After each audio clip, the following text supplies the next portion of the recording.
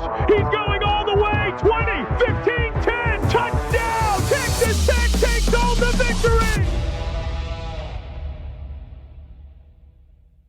Welcome into another episode of the Broadway Shuffle. I am Brennan, and today we are going to get into the Texas Tech UCF matchup in Lubbock on Saturday afternoon. Texas Tech looking to continue the momentum and the ride after honestly, one of the best wins in Texas Tech history this past weekend against BYU. As always, I am joined by Clayton, Conrad, and Zyler, and we have got a packed show for you guys today. It's going to be a lot of fun previewing this game. Senior day in Lubbock. It'll be an emotional weekend, but one that Texas Tech still needs to go get as they now control their own destiny in a quest for their first Big 12 championship game and title. We'll also talk a little bit about Texas Tech hoops later on in the episode and that tough matchup falling to the Fighting Illini of Illinois on Tuesday night. And then we'll go through what we thought of the CFP rankings. What does this mean for Texas Tech being slotted at number 6? And also, what does it mean for the Big 12, BYU, Utah, Cincinnati, still with a chance to potentially get to Arlington and make the college football playoff? We'll get into all of that, and it's going to be a blast. But, gentlemen, before we get into anything Texas Tech related, if you live around Dallas-Fort Worth, if you follow basketball at all, if you liked Luka Doncic, you might have seen that Nico Harrison, with arguably one of the worst trades in modern sports history. It's not arguable. You're right. It's just 100% was relieved of his duties Tuesday afternoon. So first word of the episode is so long, Nico. Man, have to touch on that. Being a lifelong Mavs fan myself, living in Dallas-Fort Worth, it was pretty funny seeing it online. It made you feel good to be a Texas Tech fan where everything's seeming to be going right now, and you kind of enjoy that there's no turmoil or anything really happening around your program. Man, what a sight to see Tuesday in Dallas-Fort Worth. And some healing can begin if you are a Mavs or Luka fan. But yeah, what do you guys think of him finally being removed from his duties? Was long overdue. He should have been fired the minute he suggested trading Luka, but I guess now, is as good a time as any. I love the scoop game in the NBA is so funny where it's like in about 45 minutes, Nico Harrison is expected to get relieved of his duties. And it's like, does he just see that tweet and like, oh no, like what can I do to keep it? Can I do anything? Yeah, that part is so funny. Also, all of us do this. When you played sports or did anything, you look back on decisions and be like, man, that definitely wasn't the right call. He looks back on that and was like, man, that was a horrible decision.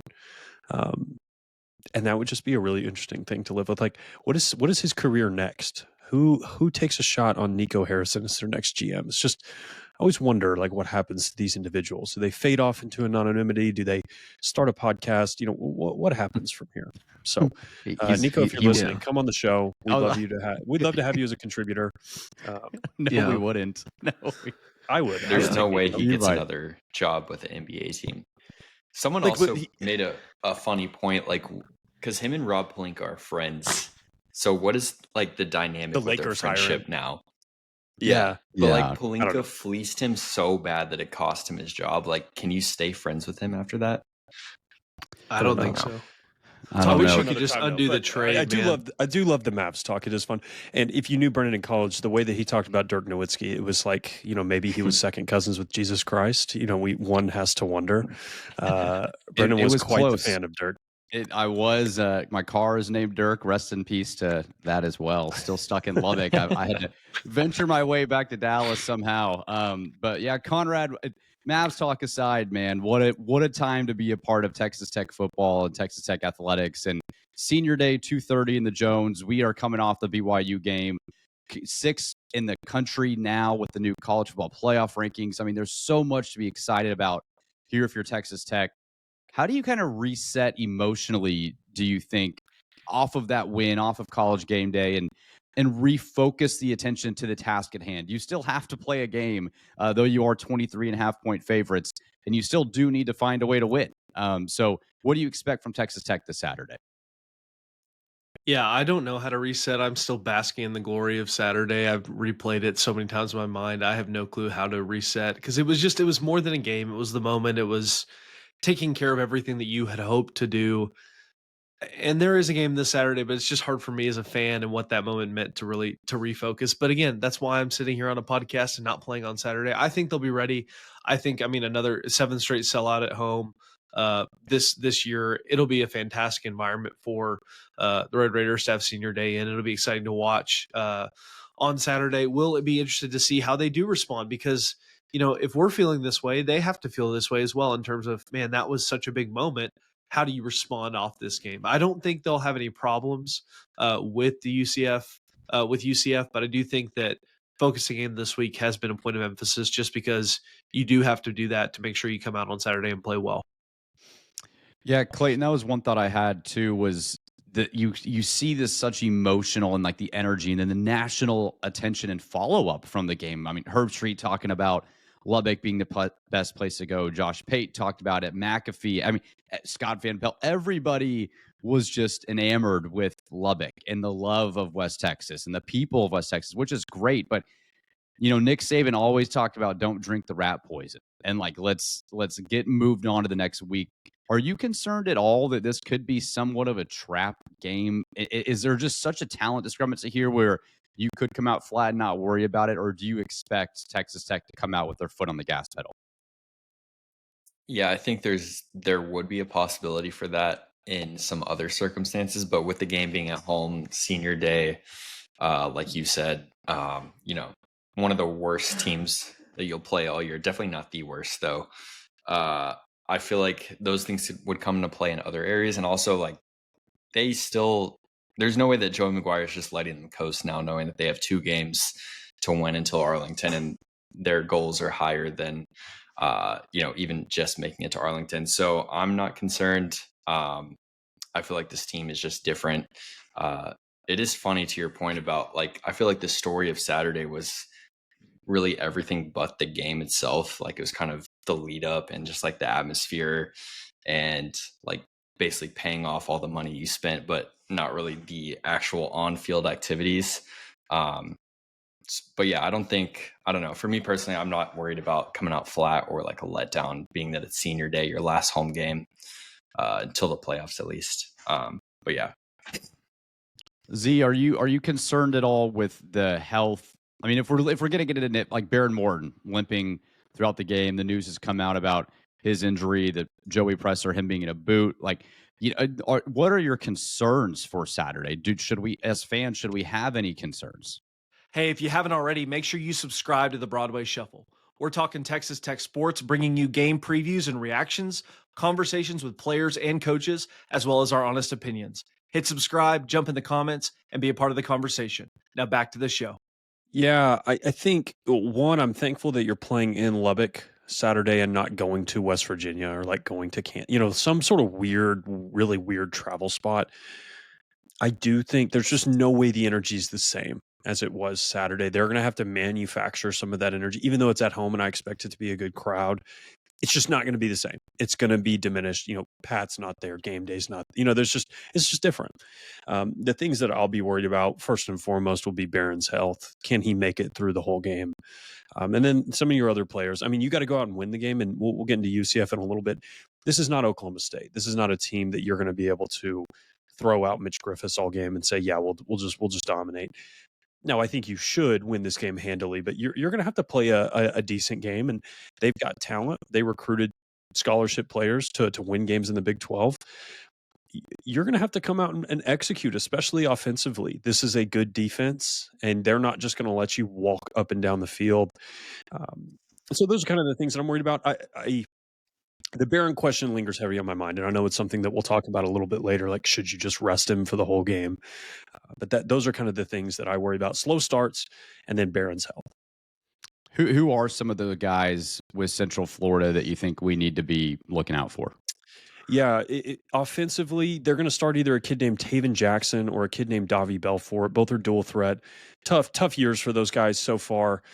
But dynamic athletes, really, there's only one receiver that I'd be worried about. I believe his name is Dwayne Thomas. They've got running back injuries. Miles Montgomery was in a sling for the second half of the Houston game. They'll have a former Oklahoma State kid named Jaden Nixon. That's kind of a jitterbug, 5'8", super fat. Yeah, Jacoby Williams kind of mold. So you got to prevent explosives on that side. But offensively, man, you should if your first team plays the whole game, they should not score a touchdown. I mean, I legitimately think that you have that much of an advantage on them.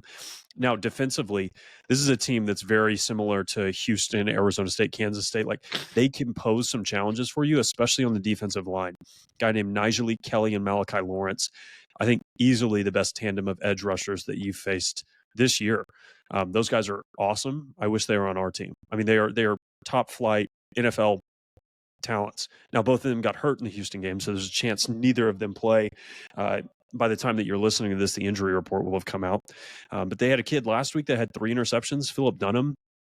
They've got talent on the defensive side of the ball. I think that's their much better unit. This offense is going to struggle to move the ball against you.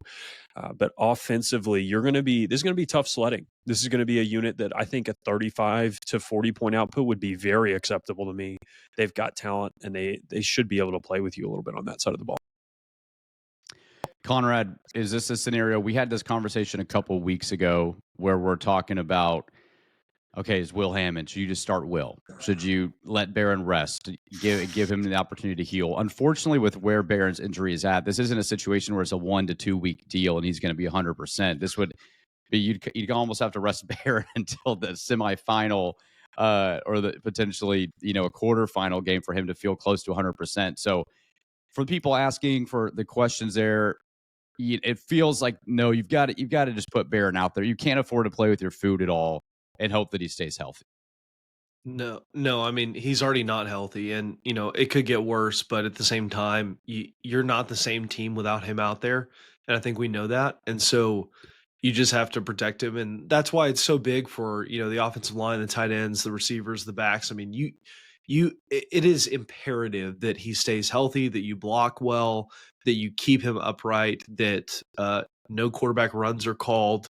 That all these things, like, if he gets hurt, it's over. I'll say it. Like, if he gets hurt, I don't know, you're not doing anything. And that's and everybody knows that. Like, it's not, I'm not alone in that sentiment. I'm not, no disrespect to Mitch, but I don't know that Mitch is a guy that's going to take you to a Big 12 title and a CFP win. I just don't see that. I'm not saying it's impossible, but without Barron out there and in his role doing what he's doing, this team regresses dramatically. And so it's all going to come down to him, honestly. And it's fitting that his Tech career will end this way, the way it's been pretty much the whole time, dealing with some kind of injury. And it's frustrating for him, I'm sure, for us as well, just because you never really got to see him healthy except for a half against, Oklahoma State, and then a half against Arkansas Pine Bluff. And then, the rest of the time it's just been dealing with stuff. And so you've got to keep him healthy. You got to keep him upright. And I don't think you can afford to sit him at this point with where we are and with knowing what this UCF team is respectably on the defensive side of the ball. Yeah, Conrad, the injury to me has kind of shifted and given me a lot less certainty about what Leftwich's offense is, because the analytic profile of what it is this year versus what it was every year he was at Incarnate Word and Texas State, it's markedly different. Now, I don't know if that's, there could be a number of things there, but it's just not nearly as good as it's been at every other coaching stop. And you just think, like, you have a quarterback that broke his leg that is still continuing to play. You can't roll him out. You can't have him run. You can't have him. There's just so many things you can't do. And Barron's a guy, I love Barron. I think he's been one of the best quarterbacks in your history, but he's an average deep ball thrower. He's immobile, very sackable. Part of this is that he's got a broken leg. He's not a dual threat. He's good in the intermediate, really good at the short stuff. It's like, man, like, that is not, you're going to have a hard time scheming up really good offense with those limitations. And I wonder how long they've known about this injury. Was this at the Arkansas Pine Bluff game? Was it the injury that occurred in the Kansas game? Like, how long has it been this way? I'm just really curious to see what, and this is a future question, like, what does the Leftwich offense look like with a healthy QB? And I think maybe you saw some of that with Hammond, but so much inexperience. I just wonder if they're going to scheme stuff up for him this week that's more checkdowns, more short stuff, get the ball out on time, on rhythm. It'll be interesting. I'm gonna be fascinated by what the game plan is here for him Saturday. Well, yeah, and Saturday too, but also just the rest of the season, because you're talking about two teams that are lesser in competitiveness when it comes to UCF and West Virginia, who you'll have in a few weeks. And you should be able just to beat them with your defense, and just manufacture offense. But Clayton, if your goals here are still to potentially host a playoff game, win a playoff game, try to win a national championship, which I know that obviously that is the end goal, you're going to be playing against top teams in the country. It seems like at this point, best case scenario is that you just manufacture enough points and hope your defense continues to just dominate the competition and prove they are top of the line, and find a way to score 20 to 30 points a game and just manufacture that. Yeah, agreed. And I honestly do think this offense is good enough to do that with the level of this defense.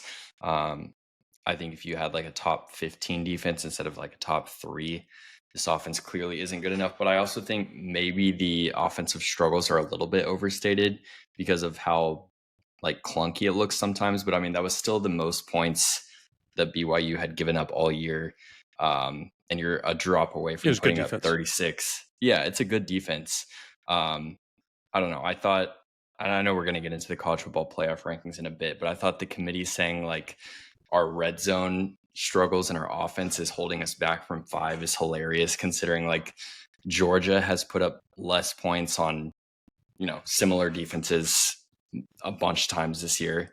And I'm not saying we should be ahead of Georgia, but I think like citing that as the reason is so dumb. But yeah, I guess the long-winded answer to your question, I think the offense is good enough for what this defense is. They don't really make the catastrophic mistakes.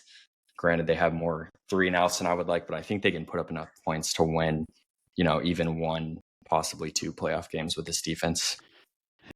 It is so funny, Z. I was looking at the schedule because I was thinking, man, like this offense goes 3-and-out sometimes, and it's just kind of frustrating. And then I looked at the scores. I know a score doesn't say anything in competition matters, but 67, 62, 45, 34, 35, 42, 42, 43. And you're kind of like, okay, the offense looks kind of clunky. That's a lot of points. That's still a lot of points. And so it is interesting to see like the explosive plays are still there. Jacoby Williams is still there. And you have Terrence Carter is back and he's healthy. And so there's still guys that can go get you big chunk yards when you need them. And we've seen that.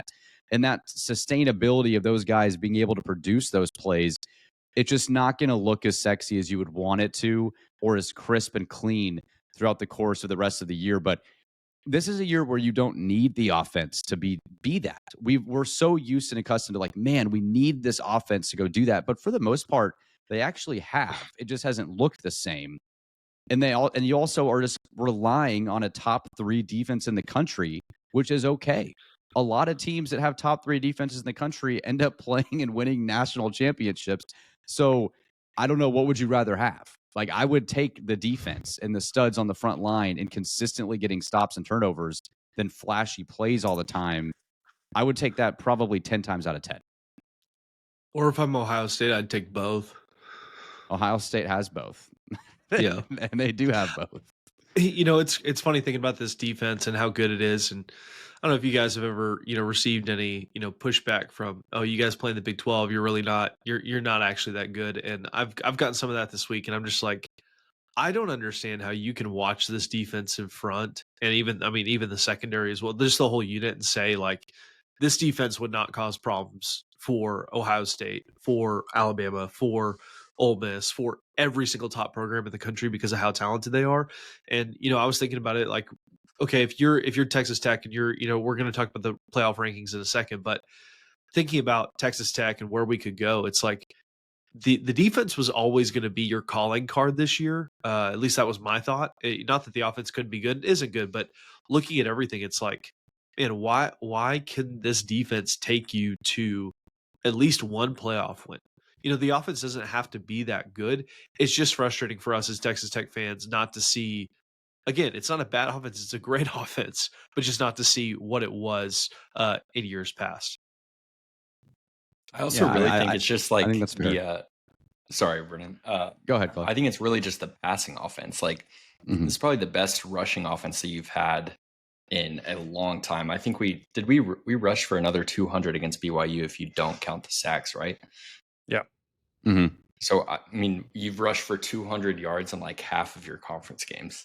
I think it's just because the passing don't count offense, rushing offense. Yeah. That doesn't count. This is air raid Central Clayton. Yeah. But yeah, I think it's will just say, that the though, passing offense doesn't look great. Go ahead. And that's Conrad, that's a problem with Barron too. Like that's a judgment of now Barron because the passing offense doesn't look great. That must be a Barron issue. That must be a this issue. But it's okay to have a good defense and a great running game. Like it's fine. Yeah, we're 9-1.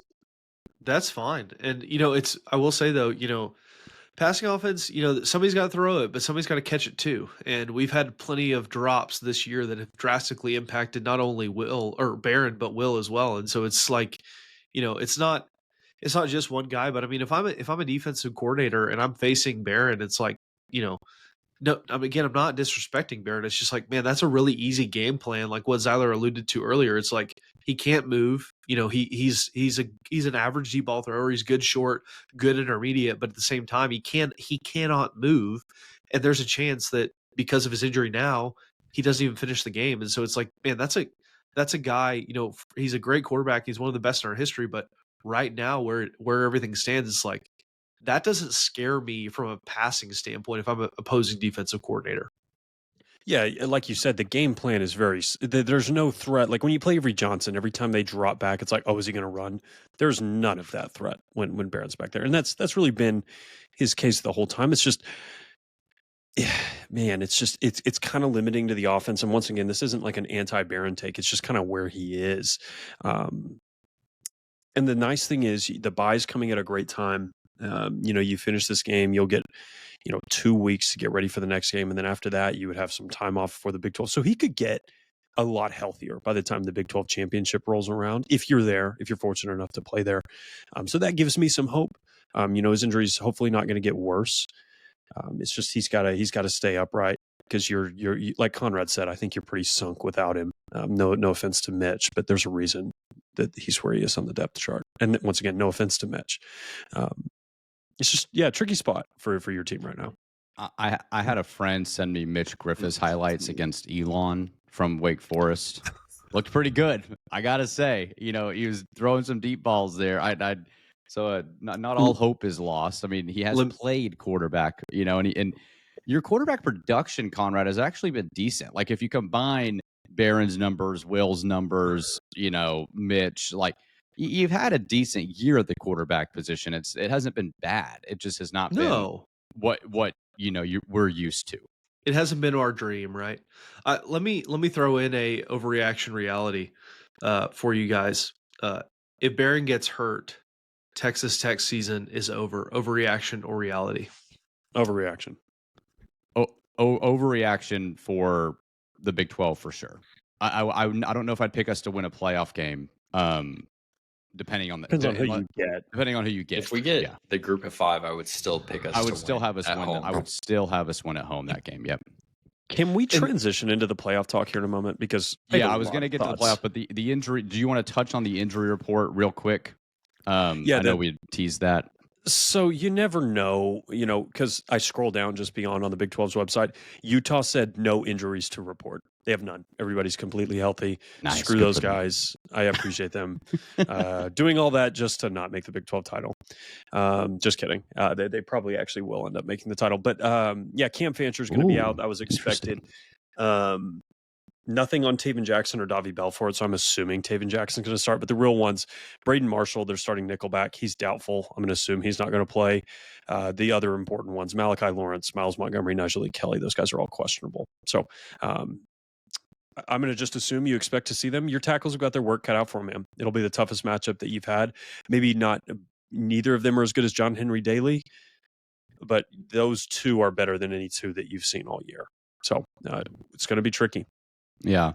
Okay, Z, you kind of just made a comment there. You said Utah will make the Big 12 championship. If I'm looking at the schedule here, if you want, let's get to the playoff talk and the Big 12 talk, then we'll get to predictions here in a second. So what, you expect BYU and Cincy both to drop multiple games then for Utah to slide in? I expect BYU to drop one of TCU and Cincinnati, and then I expect Cincinnati to drop several games. I expect Houston to drop 2 of their next 3. I think Utah finds a way into that tiebreaker, and if there's 3 teams there, if Arizona State somehow wins against West Virginia and then wins against Colorado, I think that's who they have left. Mm-hmm. And one more team, it's bad teams. If Arizona State's in that 2-loss category and Utah's there with another team, Utah is going to be in the Big 12 championship. So I expect somebody to figure out a way to get there. If BYU beats Cincinnati and TCU, though, it's over. BYU will be in the title. Okay. So, but I do. So, if I had to bet, I would bet on Utah making it somehow. Okay. Well, let's get to the Texas Tech in the college football playoff and being ranked 6. I personally, when I saw this, I was very pleased. I mean, there's a case. Greg McElroy talked about this on the ESPN on the rankings show that Texas Tech could be and might have a path to a bye, and maybe they deserve one if they do finish as a 12-1 Big 12 championship. But the fact that they did push you over Oregon and Ole Miss, I think, is a great sign for Texas Tech. A lot of those teams in front do have to lose. I mean, they will lose at some point, and Alabama and A&M would have to play. Ohio State and Indiana would have to play. So the Tech being slotted at 6, they if they went out, they won't finish there. And we've talked about maybe 5 might be the best spot for Texas Tech if you get a James Madison or if you get a South Florida or someone in that group of 5. So thoughts on the ranking for Texas Tech and what this means for them and the Big 12, talking about BYU, Utah, and Cincy. Yeah, I think overall, I guess good. I think BYU continues to get screwed by the rankings and the committee. Average rank. So I messed around a little bit with this earlier this evening. So if you look at probably the 2 best resume metrics, with his strength of record and then the resume plus metric from Bill Conley, BYU's average rank there is 9.5. Them dropping all the way to 12, I think, is a little bit too far. I think the way that they lost probably had a bit to do with it, but their resume is still really strong. And the way that they've played and the teams that they've beaten and the manner in which they've beaten them, really good. I thought you have a case for 6 or 7. However, I think if you're 7, I think Oregon should be 6 and Ole Miss should be 9. I don't think Ole Miss is an 8 or a 9. They are not a 6 or a 7. I think Oregon is a little bit underseeded. I also did, just a little bit of research. The group of 5 is getting absolutely screwed by the committee. If you look at teams, their average resume rank compared to what they were seeded in the CFP, the ACC is overseeded by an average of 10 points in the College Football Playoff Committee poll. This is primarily driven by those awful teams in the ACC like Louisville, Virginia. Those are just truly horrifying teams that do not deserve to be anywhere close to the playoff. If I can filter something real quick, I'll look at that. But yeah, Louisville has a resume rank of 26. Pitt has a resume rank of 28. Virginia resume rank of 30.5. SMU 37. Georgia Tech is fairly seeded and Miami's fairly seeded. But those other teams don't deserve to be in the rankings at all right now. JMU has a stronger resume than most of those teams, and they haven't played anybody. Also, USF criminally underseeded. And then wouldn't you believe it, the SEC is the most overseeded conference if you exclude the SEC or exclude the ACC. So no surprise there. Mac Rhodes, to me, and I'm sorry, I'm a little long-winded here. His process and the way that he talked about just Tech being seated, whether you believe where Tech should be seated or not, the thought process makes no sense. If you're talking about red zone offense and really nitpicky things like that about seeding a team, like, why is that a category? Like, is red zone offense something that everybody's looking at? Or like offensive like, that makes no sense, and that should not be how you evaluate teams. And I'm not whining about Tech's ranking. That just doesn't make any sense. That to me tells me they don't have good process, that they're not looking at. It should be who you played, where did you play them, and how did you do? That really should be all that it is to it, and how you choose to evaluate those things is important. But Mac Rhodes, I guess, gets a break from yelling at his own players on the sideline for wearing the wrong colored T-shirt. I don't know if y'all saw that report in The Athletic about the Baylor AD having a spat with Michael Trigg on the sideline. So I bet he's happy to go do CFP stuff. I don't believe in the process. It doesn't seem, super consistent. They're not fairly seeding the G6 teams, which I think is a bummer. And yeah, I'm just, once again, it's bad process. But that's my piece on the College Football Playoff Committee. Well said. Clayton, thoughts on Texas Tech's ranking at 6? Yeah, I would. I pretty much echo everything that Zyler said, but I do think it's big, kind of what you hit on, that Tech, with the same record as Ole Miss and Oregon, is slotted above them. Last year, if you think back to the disrespect that Arizona State was getting in comparison to Boise State and some of the other teams, this year that seems to be corrected. And I never would have thought that they would, put a Big 12 team that's 9-1 ahead of an 8-1 SEC team and an 8-1 Big 10 team. So I thought that was big. But yeah, just to further hit on Zyler's point, them bringing up the offense and specifically the red zone offense is so funny to me because they're clearly talking about this Saturday on like a 1-game sample size. And they're saying that's what's keeping us out of the top 5. So Georgia's number 5.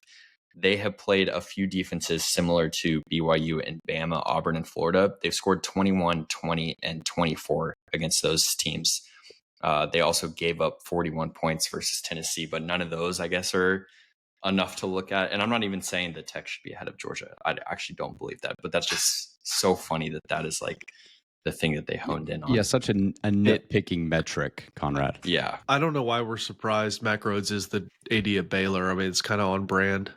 It's very on brand. And man, if you I'm still laughing at Zyler. Just like we're battling a lot of that sickness. out in post-production. We have to. That was atrocious. We're keeping it, man. We're all battling sicknesses except Clayton. He's the lone healthy guy here in the Broadway Shuffle this Thursday, so we're doing our best. But that was so funny. But yeah, look, and here's something too that I think is actually great: is the Big 12 is being somewhat respected. BYU stayed at 12. Utah at 13, so that's 2 top 15 wins for Texas Tech.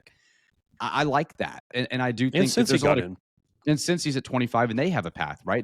They control their own destiny still very much to the playoff, and so as much as I think this is like it can nitpick away, at the end it'll sort itself out. The biggest storyline to me out of this whole thing is head-to-head wins and what actually that comes down to. If it does come down to a 10-2 Miami and a 10-2 Notre Dame, and they'll pick head-to-head wins in other areas, but will they pick that one, which would be a key win for Miami? At some point, the rubber's going to meet the road here, and metrics are going to be out the window, and they're going to have to decide, like, what are they going to fall on? You know, what hill will they die on? And that is what I'm really interested to see here in a couple months. So we'll see on that front. That's going to be interesting. The most exciting thing. So they take the 5 highest ranked conference champions. There is not a mandate that it has to be from the Power 4 teams. Duke still controls their own destiny at 5-4 right now. All of their losses outside of one to Georgia Tech have been in the non-con. They lost to UConn, they lost to Tulane, and they lost to Illinois. They could theoretically be the ACC champion at 9-4. If JMU goes undefeated and is 12-1, and then either Tulane or USF enter in at 12-1, I think there's a world where the ACC is left out of the playoff. And that to me is, JMU is favored in all their games. USF is favored in all of their games. You just need Duke to, pull through against some, 50-50 games. And you could be absolutely looking at an unranked ACC champion that gets left out of the playoff. And that's 100% what I'm rooting for. And it's possible. It's very possible. Oh, yeah. Very, very possible. I hope that happens so that we can get divisions back. I feel like that would spark. But conferences are just way too big now. Like, there's too many variances in schedules. Like the fact that, there's team like Miami cannot even make the. They're already eliminated basically. And the fact that was it NC State and Virginia that played an out of conference game, and Virginia lost, but it doesn't count. Like, there's too many things like that going on in college football now. And the problem is the ACC, it's not hard to get a super mid draw. It's like, oh, sick. You get Syracuse, Boston College, Cal, Virginia Tech, and, Florida State on your schedule. It's like, oh, dude, sweet. That's like 5 guaranteed conference wins. Right. You can be like could be the 60th ranked team and be favored by 7+ points in all of those games. And it's like that happens frequently in the ACC. Yeah, that's going to be a really interesting storyline to follow. You also, I think, you kind of hope for the Big 12's sake, like Texas loses, OU loses. You'd like to see Notre Dame lose to Pitt. You kind of open the door for a Utah or a BYU or yourself if you were to end up losing in the conference championship game. I don't think you have too much concern there, but you never know. So you do need to be rooting for some of these teams to drop games right within that 10 to 17 window, because you just don't know what the committee is thinking behind those doors. So that's important as well too. So, okay, well, let's get to our predictions and our game pick'ems as well. Let's see. Last week, Clayton 5-1. Nice, dude. Very solid. Very solid week for Clayto there. The rest of us went 4-2, so not bad here on the Broadway Shuffle. Do we need to talk about my pick'em record in our pick'em league? Yes, we do have a pick'em league with a few other friends, and Conrad is in first place. So if you're questioning who the top ball knower is here on the Broadway Shuffle, it is the one and only Conrad Mills. Up to this point in the season, there's still 4 weeks left. A lot can change, but Conrad is in the lead in that as well too. So Conrad, you can smile a little bigger there for that right now. But all right, there are some huge games that I just referenced as well. Texas at Georgia. We'll go there first in Athens, 6:30 ABC. I like Georgia at home. Texas has yet to prove to me, that they can beat a top contender in college football. I don't really count OU in the Red River with John Mateer coming back from a hand injury. So I like Georgia in this game. This is like the Arch Manning legacy game. Like, you feel like if he goes into Georgia and wins this, everybody is like, okay, perfect. We're back on track. That stuff at the beginning of the season, it never happened. But if he loses here and they're out of the playoff race, kind of all but out of the playoff race, they still have a shot against A&M and could maybe get back in. I think Longhorns will be very disappointed in how the season went or it kind of ends up. I think I like Georgia, but I will not be shocked at all if Texas pulls this out. Okay. I like Georgia as well, but I do think it's close. I think Georgia by like a field goal. Yeah, I'll go Georgia as well. I do not think that I just don't think that Texas has yet to prove it that they can do it against Georgia, and I don't know that maybe Arch isn't a downgrade at quarterback, but he's definitely a wash with Quinn Ewers in Athens. I just don't believe that they're going to go in there and get that done. All right. Well, 4-piece Georgia there. Let's move to Iowa at USC. Iowa coming off a tough home loss to Oregon. I like the Hawkeyes here in Southern California. I'm going to take a surprise pick. I think that Lincoln Riley is going to purposely have this game lost so he can leave California, find his way back to maybe Florida, maybe LSU, maybe somewhere in Texas. I don't know. The Lincoln Riley rumors are heating up. USC struggles to stop the run. Iowa is very good at running the football and playing physical defense. I like Iowa in Southern California. Yeah, give me USC. I wanted to take Iowa really badly. I think the USC offense ends up being a little bit too much to overcome. Mark Gronowski, kind of a failed experiment. Good runner, not a good passer. You go to Iowa and your QB abilities just like drop 20. That should be the NCAA thing. Like your rating just drops 20 points. So yeah, give me the USC Trojans. And then Lincoln. Okay, here's my Galaxy Brain take. Those Lincoln Riley rumors keep like popping up at different places from different people. And maybe it's all garbage. Give me Sark to the NFL after this season and Lincoln Riley to the Texas Longhorns. That's what I think is happening. That's what I think the back channeling is going on. It's going to be a nightmare seeing a Red Raider leading the Longhorns, but you heard it here first. That's my Galaxy Brain scalding hot take. Is that's what we're going to see. That'd be Conrad's dream right there. I mean, I don't know about that, but I mean, LSU, I don't know. LSU has kind of made a fool of themselves recently with the Brian Kelly stuff. I don't know if any coach would really want to go there that's got a good-ish job, which Lincoln does. But, Zyler, that is something I have not thought about, and that would be really tough to swallow. But you can see the vision. You can see the vision now, though. You can see it. Dude, maybe it's just me, but it's totally just me. The NFL, unless it's the Kansas City Chiefs, I just don't care. Like, I just do not. The NFL is just like, eh. Like it's like, would I rather go coach Cam Ward in Nashville, Tennessee, with a stadium of 55,000 people or whatever? You don't have to recruit. Yeah, but they have general managers anyway now, and personnel departments. So I don't know. I don't know. I just feel like the interest. I would love to know some numbers on interest, NFL interest versus college football interest. I love college football, so that's my opinion. But I'll never have that opportunity, so it doesn't matter. Also, this is like very unlikely to happen. I'm saying like 2% chance, but that's. I think Lincoln is evaluating a job that is not currently open. That's my sneaky suspicion. Interesting. Okay, so does Lincoln get the win? South. Does Lincoln get the win, Conrad, this weekend? Absolutely. Fight on. Okay, Clayton. Yeah, I'll take USC. I don't think you can be as bad passing the ball as Iowa is and beat USC. Okay. All right. Last game outside of the Big 12, Oklahoma at Alabama. we know where Conrad and I are going with Ty Simpson here at home, 2:30. I think I can speak for both of us that we'll both be picking Alabama here to win this game. So Clayton and Zyler, why do you think you can speak for me? I think your love and admiration for Ty Simpson. I think we all can speak from you, but I'm just taking it where like I'm with you this week. I'm riding. Don't steal my thunder, man. I just don't want another a nice little soliloquy about Ty Simpson for the next 5 minutes, trying to get the tech game for what the people want. Okay. We have elevated our vocabulary on this show. Brennan using soliloquy is a I get it from you, elevation. Man. I get it from you. That is top notch, man. Did I use it right?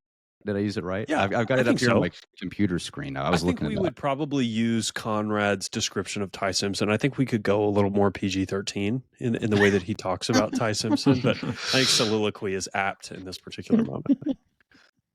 Who's your pick, Zyler? You take it. Okay, Conrad. I'm gonna go against you here. I am going to take the Sooners. Alabama can't run the ball. I don't know. They don't need to run the ball. They don't have a choice. They can't run the ball. And it's weird to me, if you think about the things that are consistent in college football, it's Tech can score 50 at any time. LSU's got a crazy nighttime atmosphere, and Alabama can run the freaking football. Brendan, you know this. You watch a lot of they can't run the ball. And it's weird. Yeah. I think OU off a bye, they're going to have some crazy stuff up for Ty. I think he still puts up good numbers, but I think OU jumps off out to a hot start. John Mateer is more rested after the bye. Give me the Sooners to knock off the Crimson Tide. Interesting. Wow, that'd be a big, huge win for OU's playoff hopes right there. I'll take Bama. I think Bama actually wins pretty easily.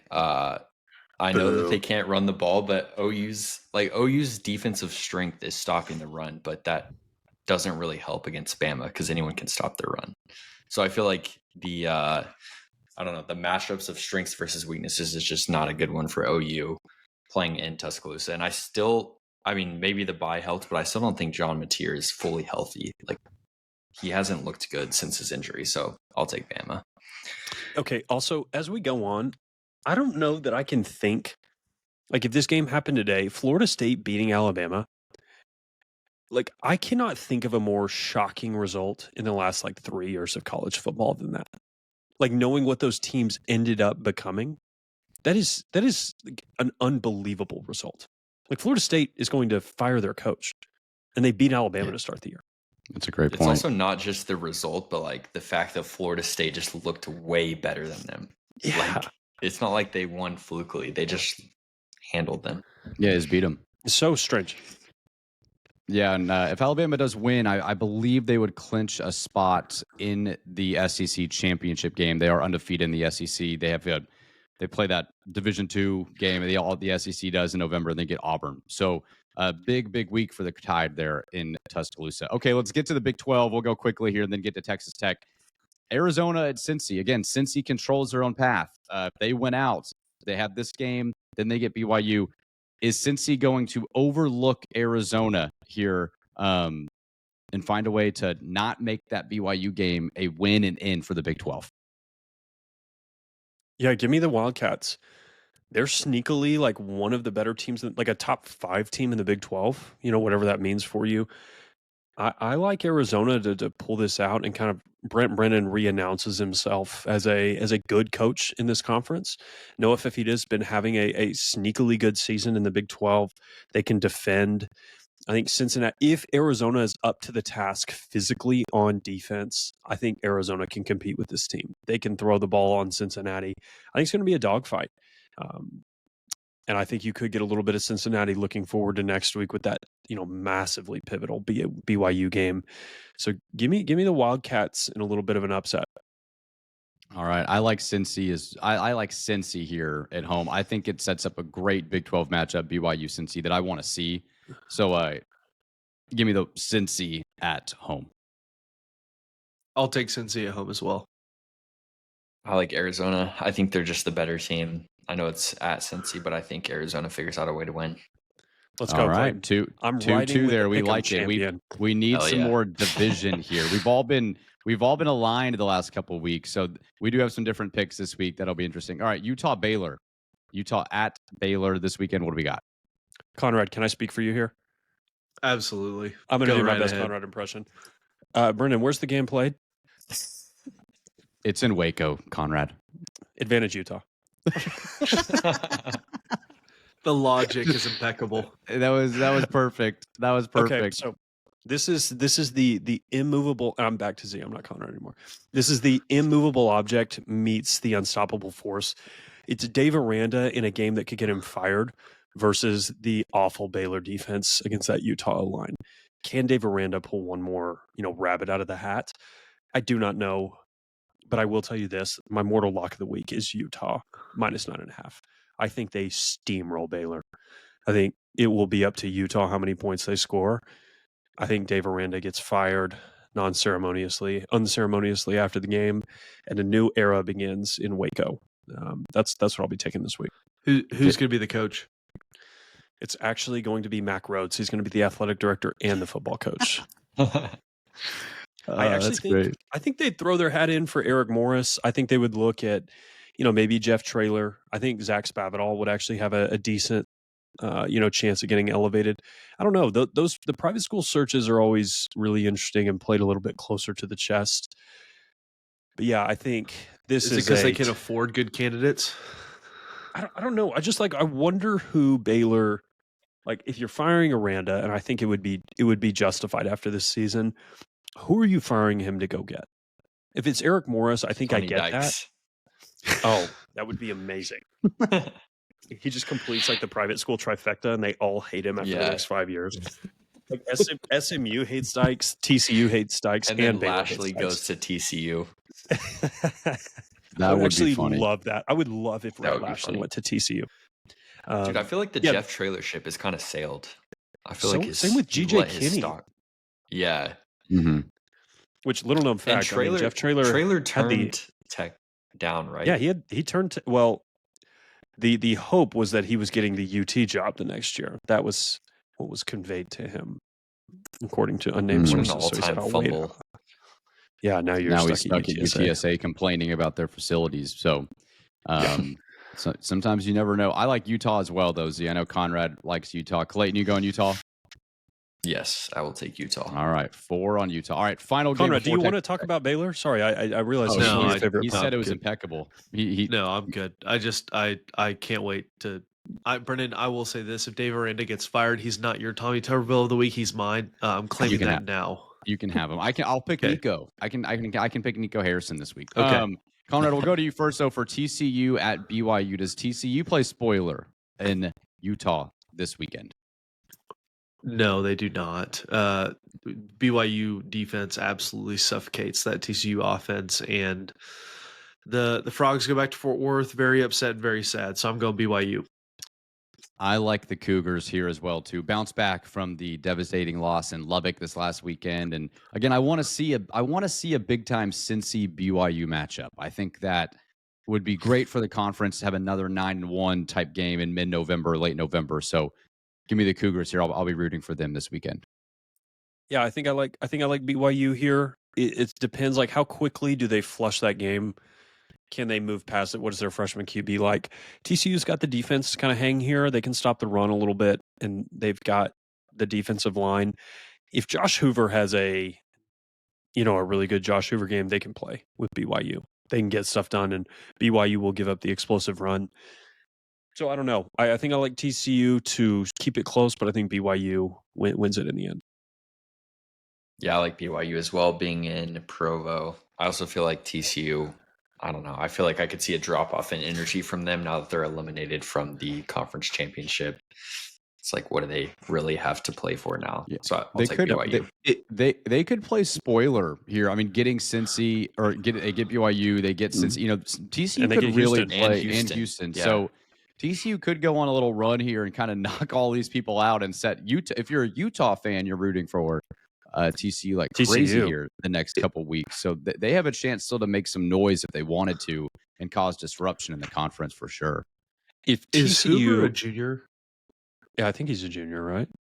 Okay. He's redshirt sophomore. Josh Hoover, Texas Tech starting quarterback 2026. You heard it here first. I think he's serious. Better than Josh Hoover. He's going to the draft, right? Or he was earlier this year. I don't think he's drafted. He better not go to the draft at this point. Yeah, well, dude. Okay, so what's the temperature like in TCU if Dykes ends with a loss to Iowa State, loss to BYU, loss to Cincy, and then ends with a loss to Houston? Is he? He'd get canned. 6-6? You're saying he's gone. The They fans go are $1 million begging back for to him the to school. get fired. I don't know. I mean, I think I'd fire him. I wonder what his buyout's like. I mean, I imagine that deal to bring him over from SMU was pretty spicy. And then he went to the national championship in the first year. Yeah, I think they don't like an him. extension. Like, it's like the Brian Kelly thing. Like, they just don't like him there. No, he's a pig. No one likes him. Wow, I shouldn't call him a pig. Pig was that's low. far. Pig's a little harsh. Pig's a little harsh. Wow. Okay. I think I was meaning his even that's low. I'm not gonna. What if What other Dykes animal? gets You got fired anything and they else? hire Brian Kelly?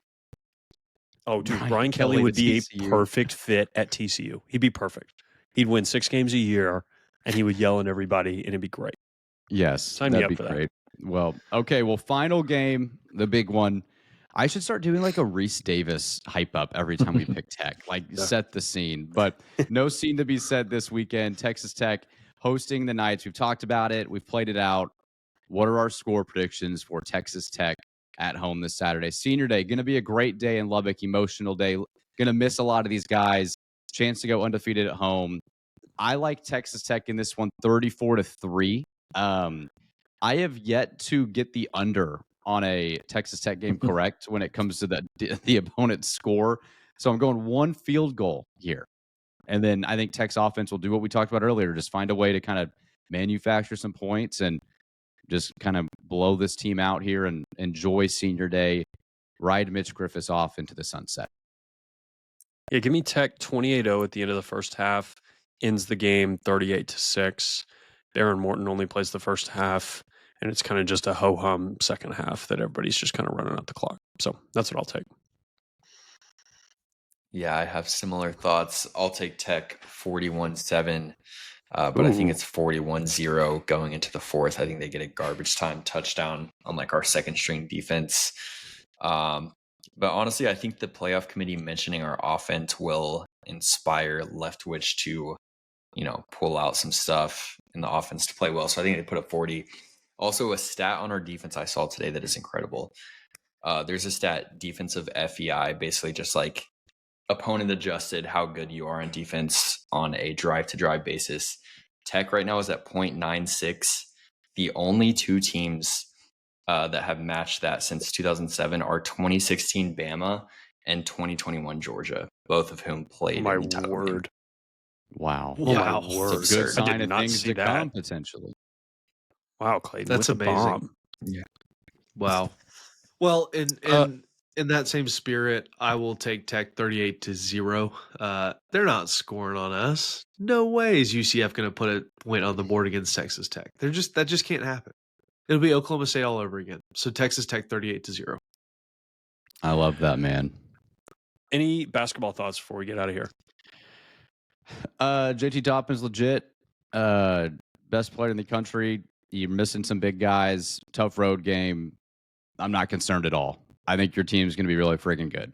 I think people that are overanalyzing November 10th loss on the road against a top 15 team need to relax a little bit. I saw some stuff by online. 4 points. Yeah, it's like, come on. You're not fully healthy, and JT Toppin is as good as advertised, and Christian Anderson will be okay. So that's all my thoughts. A random question for you guys. If you had to take Chance McMillan and Kerwin Walton, or Donovan Atwell and Tyree Bryan, which twosome would you rather have? Oh, Chance McMillan. Chance and Kerwin, for sure. I think you do miss Chance on this roster. Yeah. I think I would go the other way. I think Chance is easily the best, but I think Donovan and Tyree are better than Kerwin. Really? I think Donovan and Tyree, they give Bryan you so has much looked more pretty defensively. Kerwin was such a traffic cone. Yeah, that is very fair. Like, not in a bad way. Like, he was a just- light-up shooter. Not in a bad way. He's a traffic cone, but in a good way. In a good way. The best traffic cone you could find. You knew if he was there, you could go around him, but you were going to have to go around him. In a good way. That's fair. But yeah, I agree with a good- everything that's a you good one. said. I think I don't know if I think this team's ceiling is a national title, but I'm definitely not changing my opinion off of that game. I think, I guess the only way I'd see this team winning the title is if Christian Anderson is like a top 20 player in the country. And I don't know if he's there yet, but he could be. And I think you need Ben Boye to be like a really good 5. Mm-hmm. Like better than Federico. Are you guys like, I watched that game obviously, but with everything going on in football, like, did you care? Like did you care that you lost? Like, I know you know what I mean? I'm not saying like we are going to care about basketball and we're going to care about women's softball and we're going to care about a lot of different things in Texas Tech sports. But like right now with where you're at, like all I was thinking about last night was the rankings. And like we're in football season overdrive. I don't know. Like, let us know what you think in the comments. But I just am like so amped about where we're at in football. It was hard for me to be like, oh, I'll get to basketball in December. You know, like that's how I feel right now. I did think Illinois looked really freaking good. Like missing their best 5 and missing some starters, they might be like stupid good. But yes, I do share that sentiment where it's like usually when we lose a basketball game, I sit there in bed and I think about it and I think about all the missed shots. Like I slept like a baby last night. It did not cross my mind one time. Like it matters, but you've got so many good non-con games as well too. You've got the Battle for Bahamas coming up. You've got Duke. Like you've got games you're going to care about and want to win. But I mean, come on, man, you're competing for a Big 12 championship in football. Like we haven't had this. Like, and we love Grant and we love the basketball team. And I'm just saying right now, my thoughts are elsewhere. Conrad, I'm sure you share the same sentiment. I mean, I obviously watched the game and wanted us to win and believe in this team, but you know, you're not going to catch me crying over November 10th loss to a top 15 team on the road by 4 points, like you said. Like it's not going to move the needle for me. And you know, a 4-point loss, a couple other things go your way, you win that game. But you know, with the football team where it is right now, something I have literally never experienced, I'm not losing sleep over that. Have we ever, not ever, but since Tech basketball has like gotten good, have we won the first good team we played or won the game against the first good team we played once? No, I feel like we lose every single year. Beard was always like, I'm going to let these boys get hammered in December and then we're going to find out who like, you remember we got whooped by Seton Hall that one year? Mm-hmm. I was going to mention that game. Yeah. It was like 2019, wasn't it? Or was that 2018? No, 2018. No, because 2019 you played Duke. Yeah, 2018 was that. We lost that one. We lost to Providence, which was the first one. Butler, A&M. Yeah, I think the first game against a real team we lose every year. It's just like it's a rite of passage. It's just part of making deep runs in March. You got to give up some in November. And that's I'd be worried if we won last night. I was encouraged. You have a good team. Anyway. It's going to be fine, man. And basketball season is going to be great. We're going to have a lot of fun with basketball, but we have other priorities right now as well too. Texas Tech football, man. We'll see what happens. We'll be back on Monday to react to the Texas Tech football game against the Central Florida Knights this Saturday in the Jones. If you're going, let us know your thoughts. We can't wait to see you guys next week. Enjoy the weekend. As always, make sure to like this video. We know if you probably listen to 58 minutes in, you're an everyday shuffler, and we appreciate you, whether you're on Texas Tech, Spotify, Apple, or YouTube. But doesn't hurt. Just make sure you're subscribed or make sure you follow, because it really does help us, and we appreciate growing the Shuffler community every single week. So we appreciate that as well. Links to our merchandise and our socials in the description below. We will see all of you on Monday. Enjoy the weekend of football, and Wreck 'em Tech, baby. He makes the catch. He's going all the way. 20, 15.